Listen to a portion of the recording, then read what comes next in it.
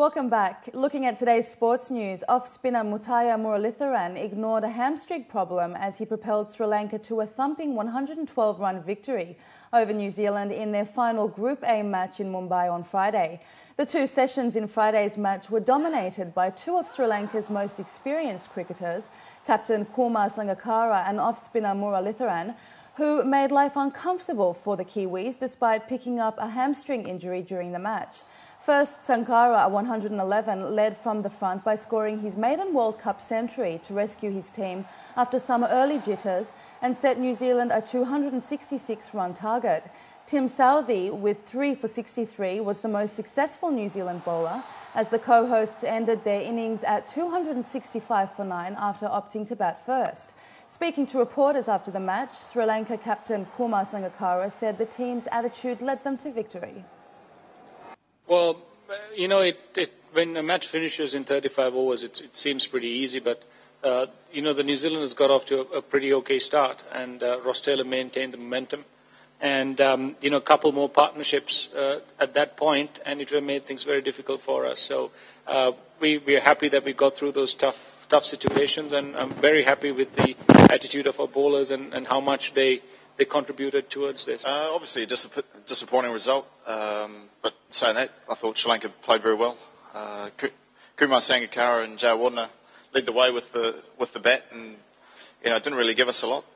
But losing Hamish Bennett, we lost a little bit, a bit of firepower during the middle stages there. But the way the team came back and restricted them to 260, being a bowler down, wasn't too bad. But we just kept losing wickets. Novak Djokovic moved relentlessly into the Indian Wells semi-finals with a 6-2, 6-4 victory over Frenchman Richard Gasquet on Friday, extending his perfect record this season to 16-0.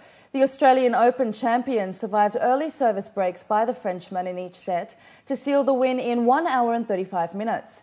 Djokovic came from 0-3 down in the second set and capitalised on a rising tally of unforced errors by his pressurised opponent to book his place in the last 4 of the elite ATP Masters 1000 event. The Serbian world number 3 will next meet 3 times champion Roger Federer, who brushed aside his fellow Swiss and doubles partner Stanislav Wawrinka 6-3, 6-4 in the last 8. Federer improved his win-loss record this season to 18-3 after a commanding display against Wawrinka, registering his 8th victory over his compatriot in 9 meetings. German Patrick Sinkowitz has been provisionally suspended after testing positive for a human growth hormone, the International Cycling Union said in a statement on Friday. It said the decision followed a report from the World Anti-Doping Agency, accredited laboratory in Lucerne, of an adverse analytical finding of recombinant human growth hormone in a blood sample collected on February the 27th.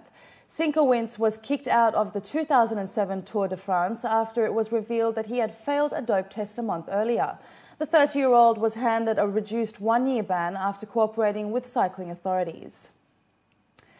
Without a doubt, polo fever has hit the UAE on the back of the success of the Dubai Polo Gold Cup this weekend. The 3rd annual Prince's Cup, popularly known as British Polo Day, celebrated not only all things polo, but all things British. June Wrigley has this report. Polo has a long history that has spanned a number of countries and cultures, but the British are credited for spreading polo worldwide in the late 19th and early 20th century. And to celebrate the heritage of polo while reviving some of the old rivalries, the Prince's Cup proved to be a quintessentially British day out. British Polo Day is this wonderful celebration of British heritage. We have those wonderful gold standard British identities, Eton, Harrow, Oxford, Cambridge, Cavalry and Guards and the British Army here celebrating their culture and their identity in this wonderful sunshine in the UAE. Polo has this wonderful heritage played all over the world by people who just have a love of the horse. So actually what we're doing is using the international language of the horse to celebrate people and the fraternity and bridges between cultures, really. We've been asked and invited to go to and play in India by the Maharaja of Jodhpur, and in Singapore, Beijing, and hopefully then take it around the world. Polo is traditionally known as the Game of Kings, but in the UAE, the Prince's Cup is aptly named for the princes in the region who also share an affinity for England.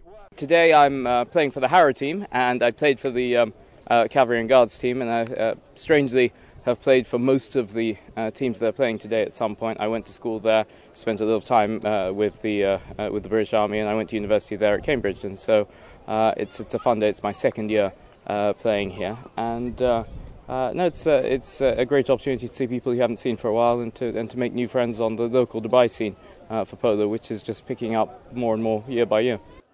And for the third year running, England's top institutions fought hard for the silverware. In the first match, we saw Oxford and Cambridge together take on the Cavalry and Guards team, where the Oxford team claimed victory with a 4-2 win. How is it to play the Cavalry and Guards? It was good. They're tough. You can tell they're in the army, and you can tell they do things a bit more seriously than polo. But yeah, it was really fun. We had a victory. That's the important thing. It's a nice trophy, so we want to take it home. And to highlight the long-standing ties between the UAE and the UK, the final match saw Habtoor Polo versus the Hackett British Army team. Mohammed, another great game played. You played against the British Army, who are well-known riders, but you guys won. How is it to play against them? It was good. I've never seen them playing before, but they did very well. I was surprised, and thankfully we won. But we thought that it's gonna be just an easy, friendly game. They took it serious, so we took it serious at the same time, and we played, and we are very happy. Polo is one of the few sports in which there is no monetary prize, but the beauty of winning this Game of Kings is for the glory of sport. It's been a wonderful day out with over 2,500 spectators. British Polo Day isn't just about old rivalries, but it's about building bridges across cultures through sport. And as it seems, the long-standing tradition of British polo will continue to spread worldwide. June Wrigley, 7 National News. The spirit of Holi, the North Indian festival of colours, has gripped people across Mathura and Kanpur. The Mathura devotees were all set to celebrate Holi by having sweets and drinks containing bhang. Bhang, or the cannabis, is regarded as a special offering, and devotees all over India partake of sweets containing the intoxicant as a mark of devotion. People across India danced and sang songs in the name of Lord Krishna and were seen smearing colour powders on each other's faces. The festival brings together people from all classes and age groups as they play with colours, distribute sweets and take out processions. And finally this evening, it may be an Irish holiday, but cities all over the world celebrated St Patrick's Day on Thursday. The green movement was seen in Dubai, where the famous Burj Al Arab Hotel shimmered green in the morning sun. And in New Zealand, festivities kicked off with the city of Auckland's Sky Tower lit green. Revellers took to dancing in the streets to celebrate the occasion.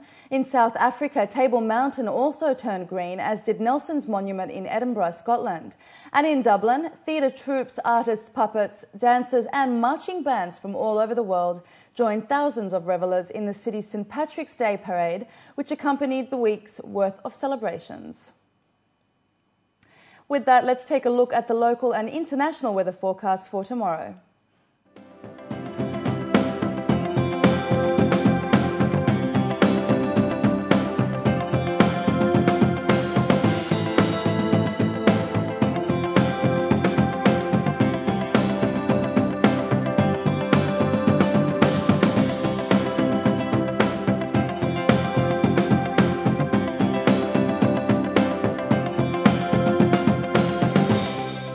Before we head out, let's take a look at the top stories again. UAE ranked 14th most generous country for 2009.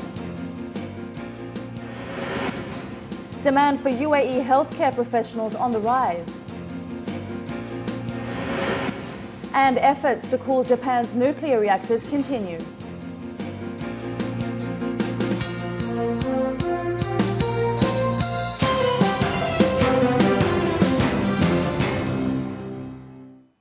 Well, that brings us to the end of the bulletin. As always, please feel free to get in touch with us at news@city7tv.com or by calling us on 04367 2230, and do join our Facebook page. But from the entire news team, it's goodbye for now.